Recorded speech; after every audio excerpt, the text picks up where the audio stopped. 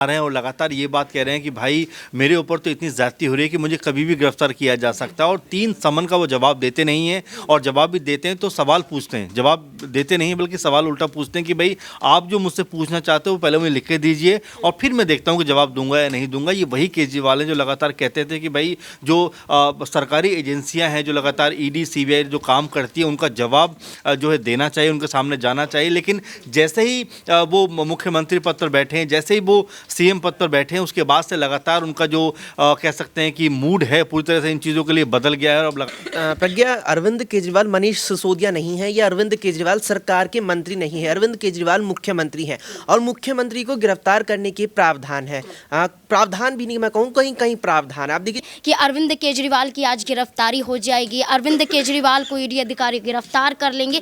तो ये जो बातें कही गई थी वो इस इरादे से ही कही गई थी कि आज के दिन ही गिरफ्तार हो जाएंगे, लेकिन वो दिन भी निकल जाता है, दूसरा समन भी आ जाता है, वो भी निकल जाता है। अरविंद केजरीवाल ईडी के सामने पेश नहीं होते हैं और तीसरे समन में भी पेश नहीं होते हैं। तो जहां तक देखा जाए तो इस बार भी यहाँ पर सौरभ भारद्वाज कहते हुए नजर आते हैं कि अरविंद केजरीवाल की गिरफ्तारी हो जाएगी तो मनीष सिसोदिया की रिहाई हो जाएगी।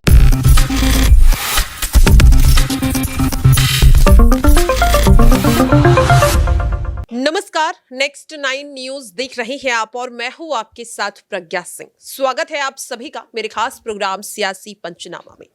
दिल्ली के मुख्यमंत्री अरविंद केजरीवाल क्या अब जेल जाने वाले हैं? मनीष सिसोदिया और संजय सिंह के बाद अब ईडी अरविंद केजरीवाल को भी जबरदस्ती गिरफ्तार कर लेगी, क्योंकि जिस तरीके का माहौल आज अरविंद केजरीवाल के घर के बाहर देखने के लिए मिल रहा है, लग तो यही रहा है कि शायद अरविंद केजरीवाल ये समझ चुके हैं कि ईडी के तीसरे समन को नजरअंदाज करके उन्होंने खुद अपने लिए जेल के जो दरवाजे हैं वो खोलने का काम कर दिया है। क्या ईडी चौथा समन भेजेगी या फिर अब सीधे सीधे उन्हें गिरफ्तार कर लेगी?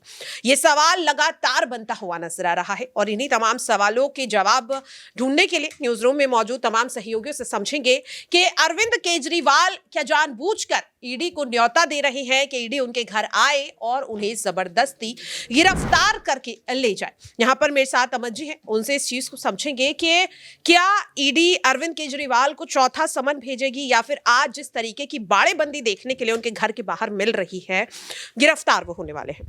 देखिए बिल्कुल, और प्रज्ञा जी लगातार हम इस मामले को देख भी रहे हैं, लगातार बात भी कर रहे हैं, क्योंकि ये मामला काफ़ी दिनों से चर्चाओं में भी है और लगातार ये बात कही भी जा रही है कि अरविंद केजरीवाल जिस तरह से पूरे मामले को सनसनीखेज बना रहे हैं और लगातार ये बात कह रहे हैं कि भाई मेरे ऊपर तो इतनी ज़्यादती हो रही है कि मुझे कभी भी गिरफ्तार किया जा सकता है। और 3 समन का वो जवाब देते नहीं हैं, और जवाब भी देते हैं तो सवाल पूछते हैं, जवाब देते नहीं बल्कि सवाल उल्टा पूछते हैं कि भाई आप जो मुझसे पूछना चाहते हो पहले मुझे लिख के दीजिए और फिर मैं देखता हूँ कि जवाब दूंगा या नहीं दूंगा। ये वही केजरीवाल हैं जो लगातार कहते थे कि भाई जो सरकारी एजेंसियां हैं, जो लगातार ईडी सीबीआई जो काम करती है, उनका जवाब जो है देना चाहिए, उनके सामने जाना चाहिए। लेकिन जैसे ही वो मुख्यमंत्री पद पर बैठे हैं, जैसे ही वो सीएम पद पर बैठे हैं, उसके बाद से लगातार उनका जो कह सकते हैं कि मूड है पूरी तरह से इन चीज़ों के लिए बदल गया है। और अब लगातार वो खुद ईडी पर ही निशाना साध रहे हैं, ईडी पे ही सवाल दागते हुए नजर आ रहे हैं कि ये सब बीजेपी का करा धरा है। बीजेपी चाहती है कि उनके ऊपर दबाव बनाया जाए, ईडी से गिरफ्तार किया जाए, ताकि 2024 का जो चुनाव है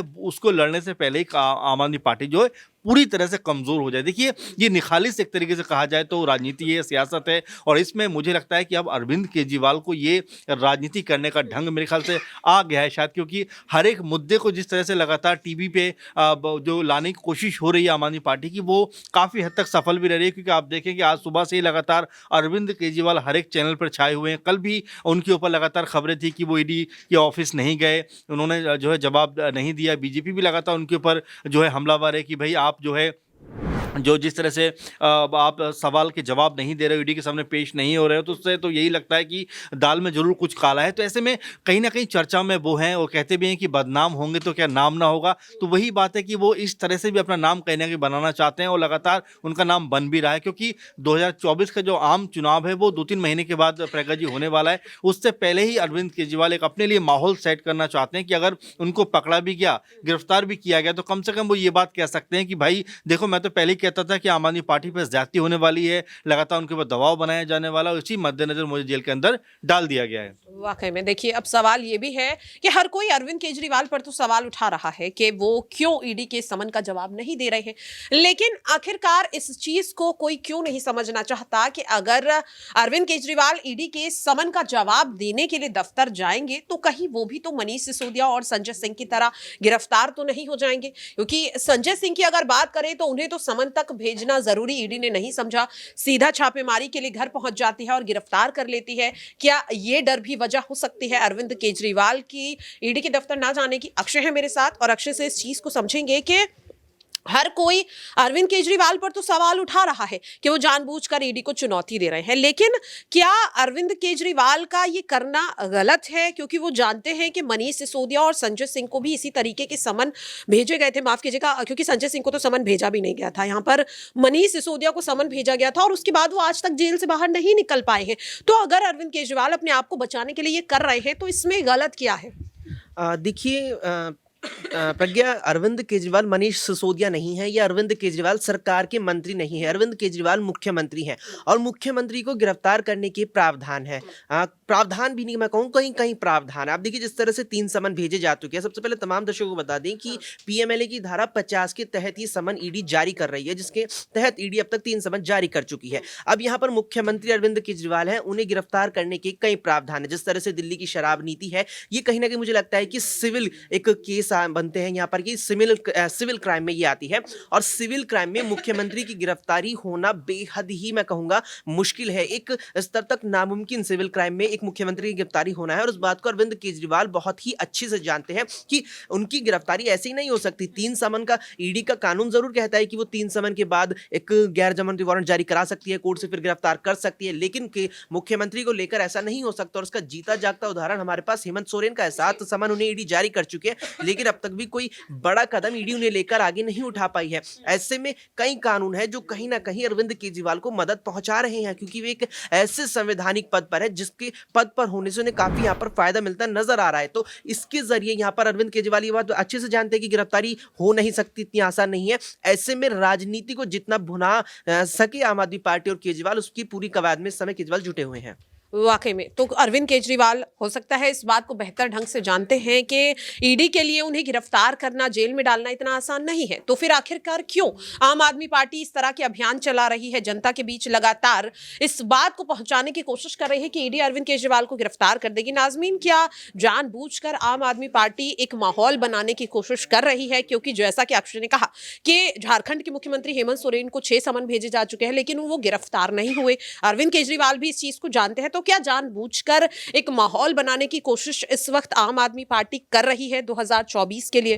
देखिए बिल्कुल, यहाँ पर जब पहला समन जारी किया गया था तब से ही आम आदमी पार्टी के तमाम नेता यहाँ पर अपने बयान जारी करते हुए नजर आ रहे थे कि अरविंद केजरीवाल की आज गिरफ्तारी हो जाएगी, अरविंद केजरीवाल को ईडी अधिकारी गिरफ्तार कर लेंगे। तो ये जो बातें कही गई थी वो इस इरादे से ही कही गई थी कि आज के दिन ही गिरफ्तार हो जाएंगे, लेकिन वो दिन भी निकल जाता है, दूसरा समन भी आ जाता है, वो भी निकल जाता है। अरविंद केजरीवाल ईडी के सामने पेश नहीं होते हैं और तीसरे समन में भी पेश नहीं होते हैं। तो जहां तक देखा जाए तो इस बार भी यहाँ पर सौरभ भारद्वाज कहते हुए नजर आते हैं कि अरविंद केजरीवाल की गिरफ्तारी हो जाएगी तो मनीष सिसोदिया की रिहाई हो जाएगी। आतिशी कहती हैं कि यहाँ पर अरविंद केजरीवाल की गिरफ्तारी करने के लिए ही ईडी अधिकारी बार बार समन जारी करते हुए नजर आ रहे हैं। यानी कि उनका ये कहना है कि अगर एक बार भी अगर अरविंद केजरीवाल ईडी ऑफिस चले गए तो वहां पर सवाल के जवाब तो देंगे, लेकिन साथ ही साथ गिरफ्तारी भी होगी। लेकिन नाजमीन, लगभग 4 से 5 महीने पहले सीबीआई ने भी पूछताछ के लिए अरविंद केजरीवाल को बुलाया था, सहयोग उन्होंने किया, सवालों के जवाब दिए और वो वापस लौट आए। फिर किस आधार पर आम आदमी पार्टी लगातार ये दावा कर रही है कि अगर वो जेल जाएंगे तो गिरफ्तार हो जाएंगे? देखिए बिल्कुल, यहाँ पर सीबीआई के जरिए भी पूछताछ हुई थी, 9 घंटे की पूछताछ थी, तमाम सवाल पूछे गए थे, तमाम गवाहों को लेकर जानकारी हासिल की गई थी और उस बात का जिक्र अरविंद केजरीवाल मीडिया के सामने करते हुए भी नजर आए थे कि हम ईमानदार हैं, इसलिए आज बाहर खड़े हुए हैं और जवाब दे रहे हैं। यानी कि वो दिखाने की कोशिश कर रहे हैं कि सीबीआई पूछ ले या ईडी पूछ ले, सवालों के जवाब देंगे, लेकिन यहाँ पर जो गिरफ्तारी की बात है वो गैर कानूनी तरीके से होगी, यहाँ पर केंद्र सरकार के इशारों पर होगी। वो सिर्फ दिखाने की कोशिश कर रहे हैं कि जानबूझकर आम आदमी पार्टी को फंसाने के लिए ये एजेंसियों का इस्तेमाल किया जा रहा है। जैसे कि आपने कहा कि अगर झारखंड के मुख्यमंत्री को 7 बार समन जारी कर दिया जाता है, उसके बाद भी गिरफ्तारी नहीं होती है, तो अरविंद केजरीवाल की 3 समन में कैसे गिरफ्तारी हो जाएगी। तो अभी आप देखिए कि चौथे समन का भी इंतजार किया जा रहा है। और ईडी वैसे ही केंद्रीय जांच एजेंसी कही जाती है, ईडी के पास पावर होती है कि आप जांच करिए और जांच के आधार पर अगर आपको लगता है तो आप गिरफ्तार कर लिए। बाकी और एजेंसियों को यहाँ पर सलाह लेनी पड़ती है, परमिशन लेनी पड़ती है, लेकिन ईडी एक तरीके से स्वतंत्र मान सकते हैं, इसलिए यहाँ पर ईडी की पावर साफ तौर पर देखने को मिल रही है। वाकई में देखिए, अब देखना काफी ज्यादा अहम होगा कि लगातार जो दावे इस वक्त आम आदमी पार्टी अरविंद केजरीवाल की गिरफ्तारी को लेकर कर रही है, क्या ईडी वाकई में आज उन्हें गिरफ्तार कर लेगी या फिर चौथे समन की तैयारी में है। जो सवाल अरविंद केजरीवाल ने मांगे हैं, इन्हें लेकर अब ईडी का क्या रुख रहेगा, ये तमाम चीजें इन पर निगाहें बनी हुई हैं। लेकिन फिलहाल के लिए इस खास प्रोग्राम में इतना ही। बाकी की अपडेट्स के लिए आप देखते रहिए नेक्स्ट 9 न्यूज़।